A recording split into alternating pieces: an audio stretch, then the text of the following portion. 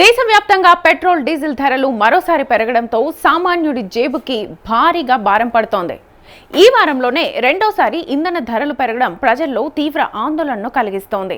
హైదరాబాద్లో పెట్రోల్ ధర లీటర్కు దాదాపుగా 112 రూపాయలకు చేరువ కావడం చర్చనీయాంశంగా మారింది. అంతర్జాతీయ మార్కెట్లో ముడి చమురు ధరలు పెరగడం, మధ్యప్రాచ్య ఉద్రిక్తతలు దీనికి ప్రధాన కారణాలుగా చెప్తున్నారు. ఇక తెలంగాణ, ఆంధ్రప్రదేశ్ రాష్ట్రాల్లో ఇప్పటికే అధిక పన్నులు ఉండడంతో ఇంధన ధరలు మరింత భారంగా మారాయి.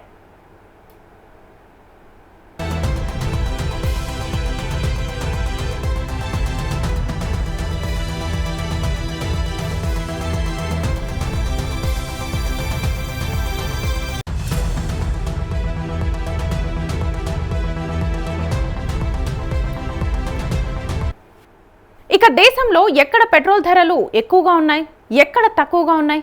పక్క దేశాలతో పోలిస్తే భారత్ పరిస్థితి ఎలా ఉంది? ఈ ధరల పెంపు ప్రజల జీవితాలపై ఎలాంటి ప్రభావాన్ని చూపించబోతోంది? మరిన్ని వివరాలు తెలుసుకునేందుకు మా ప్రతినిధి వాలి శ్రీనివాస్ గారు ఫోన్ లైన్లో సిద్ధంగా ఉన్నారు. వారిని అడిగి తెలుసుకుందాం. శ్రీనివాస్ గారు, నమస్తే. నమస్తే. సో ప్రస్తుతం దేశవ్యాప్తంగా ఇంధన ధరల పరిస్థితి ఎలా ఉంది? ఇప్పటికే పెరిగింది, మళ్ళీ 83 పైసలు పెరిగిందని చెప్తున్నారు. అప్డేట్స్ ఏంటి? దేశవ్యాప్తంగా మరోసారి పెట్రోల్ డీజిల్ ధరలు పెరగడంతో ప్రజల్లో తీవ్ర ఆందోళన కలిగిస్తోంది. ఈ వారంలోనే ఇది రెండోసారి. గతంలో మనం చూసాము, 4 రోజుల క్రితమే ఆల్రెడీ 3 రూపాయలు పెరిగింది, ఇప్పుడు మళ్ళీ 83 పైసలు పెరిగింది. ఇది రెండోసారి.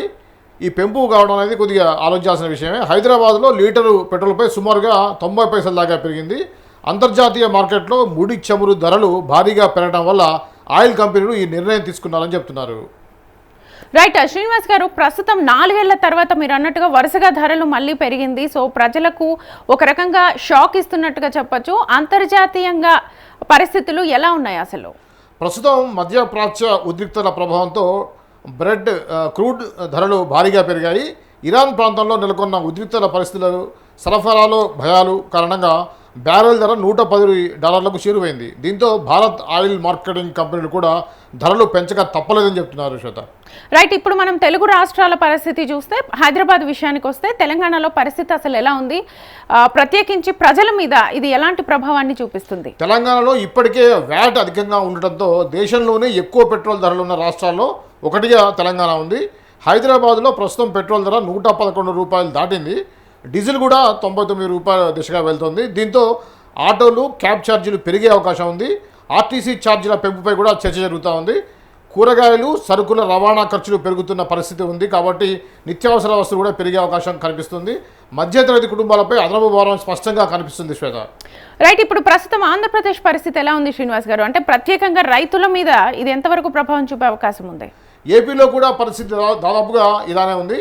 విజయవాడ, విశాఖ, తిరుపతి వంటి ప్రాంతాల్లో ధరలు $110 సమీపంలో ఉన్నాయి. రైతులపై ప్రభావం మరింత ఎక్కువగా పడే అవకాశం ఉంది. ఎందుకంటే ట్రాక్టర్లు, డీజిల్ మోటార్లు, పంట రవాణా వాహనాలు అన్ని డీజిల్ పైనే ఆధారపడి ఉంటాయి. దీంతో వ్యవసాయం పెరిగి చివరికి ఆహార ధరలపై కూడా ప్రభావం పడే అవకాశం స్పష్టంగా కనిపిస్తుంది. శ్వేత, రైట్. ప్రస్తుతం దేశంలో ఎక్కడ చూసినా ఒక్కో చోట ఒక్కో ప్రైస్ మనకు కనిపిస్తుంది కదా. సో ఈ నేపథ్యంలో పెట్రోల్ ధరలు ఏ ప్లేస్లో ఎక్కువగా ఉన్నాయి, ఎక్కడ తక్కువగా ఉన్నాయి? ప్రస్తుతం తెలంగాణ, ఆంధ్రప్రదేశ్, మహారాష్ట్రలోని కొన్ని నగరాల్లో అత్యధిక ధరలు నమోదవుతున్నాయి. కొన్ని ప్రాంతాల్లో లీటర్ ధర $113 నుంచి $114 వరకు కూడా ఉంది. ఇక అత్యల్ప ధరలు మాత్రం అండమాన్ అండ్ నికోబార్ కేంద్ర పాలిత ప్రాంతాల్లో ఉన్నాయి. అక్కడ లీటరు $85 నుంచి $90 మధ్యలోనే ఉంది.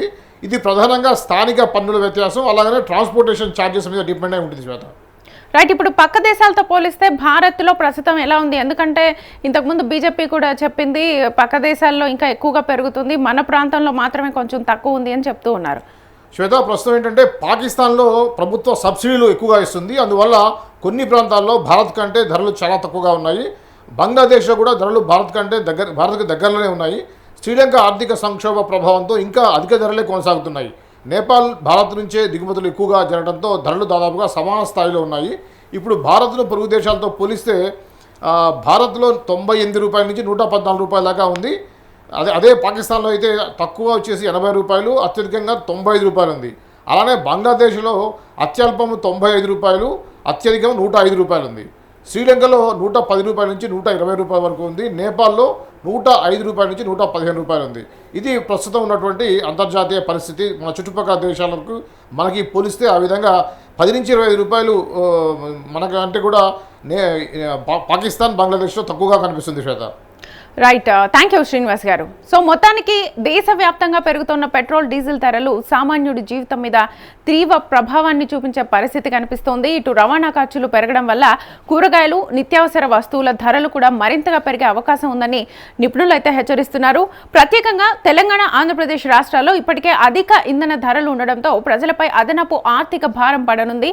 ఇక రైతులు, చిన్న వ్యాపారులు, మధ్యతరగతి కుటుంబాలు ఈ పెంపుతో మరింతగా ఇబ్బందులు ఎదుర్కొనే అవకాశం అయితే ప్రస్తుతం కనిపిస్తోంది. మరోవైపు అంతర్జాతీయంగా ముడి చమురు ధరలు ఇంకా గనక పెరిగితే భారత్లో కూడా మరిన్ని ఇంధన షాక్లు తప్పవని ఆర్థిక విశ్లేషకులు అయితే చెబుతున్నారు. ఇంధన ధరల నియంత్రణపై కేంద్రం ఎలాంటి నిర్ణయాలు తీసుకుంటుందన్నది ఇప్పుడు దేశవ్యాప్తంగా ఆసక్తికరంగా మారింది.